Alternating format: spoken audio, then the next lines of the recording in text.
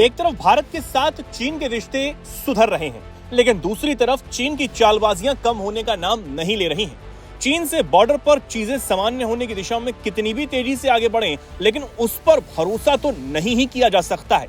इसका एक सबसे बड़ा उदाहरण है तिब्बत में ब्रह्मपुत्र नदी पर बनने वाला चीन का बांध, जिसका निर्माण कार्य भी चीन पहले ही शुरू कर चुका है और चीन ने दिसंबर में इस प्रोजेक्ट को मंजूरी दे दी। सबसे बड़ी बात यह है कि भारत के चिंता जाहिर करने के बाद भी चीन अपने बांध का काम शुरू कर चुका है। इस प्रोजेक्ट पर चीन 167 अरब डॉलर खर्च कर रहा है।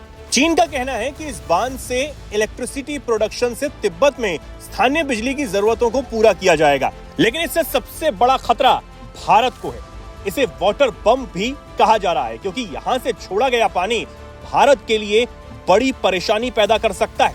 भारत के निचले इलाकों में बाढ़ जैसी गंभीर समस्याएं भी आ सकती हैं, लेकिन अब बड़ी खबर यह आ रही है कि भारत ने इसका तोड़ निकाल लिया है और इसकी तैयारी भी शुरू कर दी है। खबर यह है कि भारत भी अब एक बहुत बड़ा बांध बनाने की योजना बना रहा है और यह बांध चीन के वाटर बम का जवाब देने के लिए होगा। यह बांध चीन और भारत के बीच चल रहे कंपटीशन में भारत का नया कदम होगा।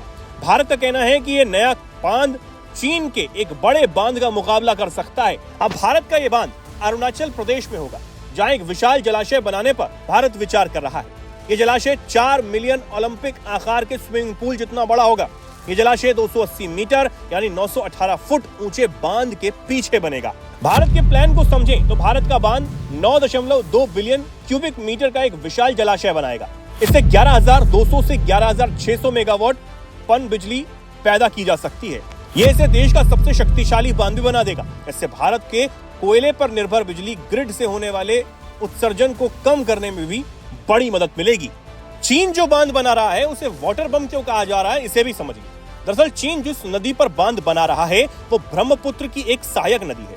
भारतीय अधिकारियों को डर है कि चीन अपने बांध का इस्तेमाल कर पानी को कंट्रोल भी कर सकता है और इससे चीन खास तौर से भारतीय इलाकों में घातक सूखा पैदा कर सकता है या फिर नीचे भारत की ओर ढेर सारा पानी भी छोड़ सकता है, जिससे तबाही आ सकती है।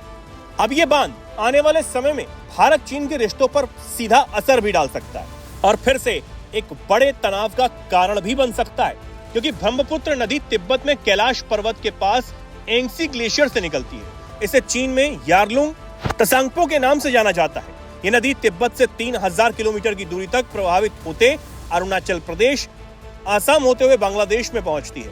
बांग्लादेश में इसे जमुना के नाम से जाना जाता है। इसके बाद ब्रह्मपुत्र गंगा नदी में मिल जाती है।